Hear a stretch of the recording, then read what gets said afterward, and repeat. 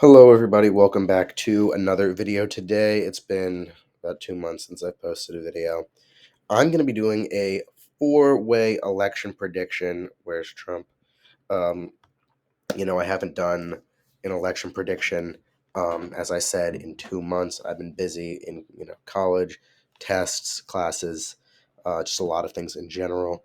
So I really haven't had time to make one of these election predictions. But yeah, I decided that we have, obviously much things to talk about. News that now Robert Kennedy Jr. is running as an independent for president. How do you think that that is going to affect the presidential race? We do have some polls on that I actually will pull up right now, and the fact that Cornel West is running as a Green Party, I believe, member.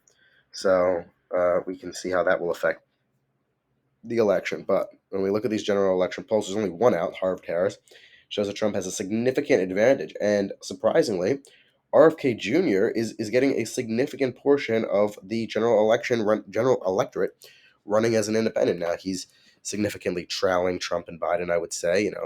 Biden by about 15 points, Trump by about 20 points. But um, it shows that he is taking a significant swath of voters away from both those two candidates. Cornel West at about 3%. RFK. You know what? I'll drop Cornel West out of this prediction. I'm just going to leave it at RFK, Trump, and Biden. That just makes more sense. But yeah, I mean, it shows that right now, uh, RFK is giving Trump an advantage. Now, we do have a Yahoo News poll that had Biden winning by one, and then we had one conducted by NPR with Biden winning by seven. So a lot of conflicting polls on who we think is going to actually have an advantage from this, either Trump or Biden. In my personal opinion, I do think that ultimately Trump will have a slight advantage over Biden from this independent run, and that's only because RFK was previously running as a Democrat. When you look at those Democrat primary polls, RFK was at about 20% of the polls, and sometimes. So when you have the Democrats who are not so supportive of Biden still view RFK somewhat as a Democrat, he obviously wasn't going to be the nominee, but may throw their support behind him. I do see a large swath of the Republican voters maintaining their loyalty to Trump. Obviously, some never Trumpers possibly could sway to RFK, but in general, I do believe he will take some more votes away from Biden than he will Trump. Anyway, with that being said, let's get into the election prediction. A safe Biden state is still going to be the state of California, the state of Washington, the state of Oregon, Hawaii. We're leaving California out of the picture. I know there's been some legal things in, Colorado out of the picture. I know there's been some legal, things that have been decided over there about whether Trump will be on the ballot. I still think he'll be on the ballot. I'm actually going to be leaving Massachusetts and Rhode Island and Connecticut out of the equation at the moment. RFK is more popular in the Northeast among the Democrats. I'm going to leave the state of New York out of the equation as well, but I'm going to give Biden the state of Illinois. When giving Trump his safe Republican states, uh, it's going to be the usual safe Republican states. I'm also going to include a few states that were considered toss-ups when you look back at 2012, 2016, but have slowly became more Republican. Those states are Iowa and Ohio. I also think that Trump will win Maine's 2nd congressional district by a safe margin. So that'll be it for the safe Trump states, getting him to 129.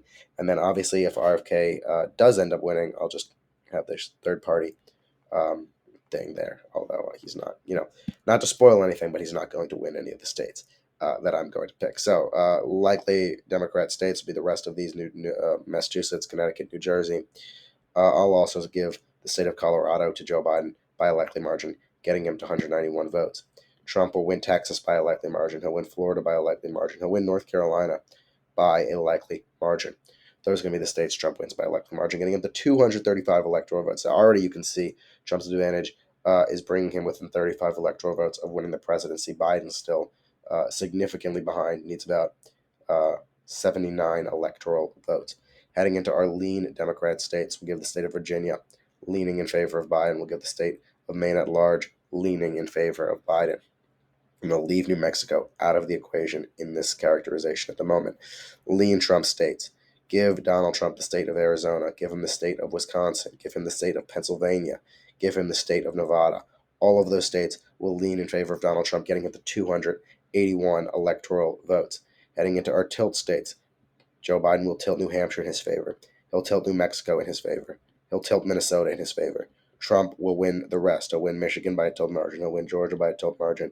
He'll win Nebraska's 2nd congressional district by a tilt margin, getting him to 313 electoral vote victory over Joe Biden. A very, very big victory, considering historically how he's done. This is the best victory he's gotten.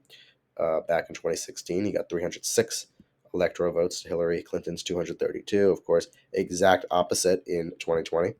But yeah, here we go. 313 electoral votes. Donald Trump defeats Joe Biden and goes on to win the presidency and serve as president for another 4 years, January 20th, 2025 to January 20th, 2029. What an interesting 4 years these will be, if this is in fact the case. Trump, second ever person to be non-consecutive terms as president besides Grover Cleveland, who I'm pretty sure served as the 21st or and 23rd or possibly 22nd and 24th president of the United States.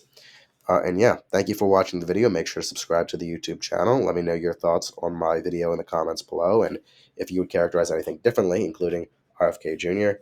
And yeah, have a great day. I'll see you all soon.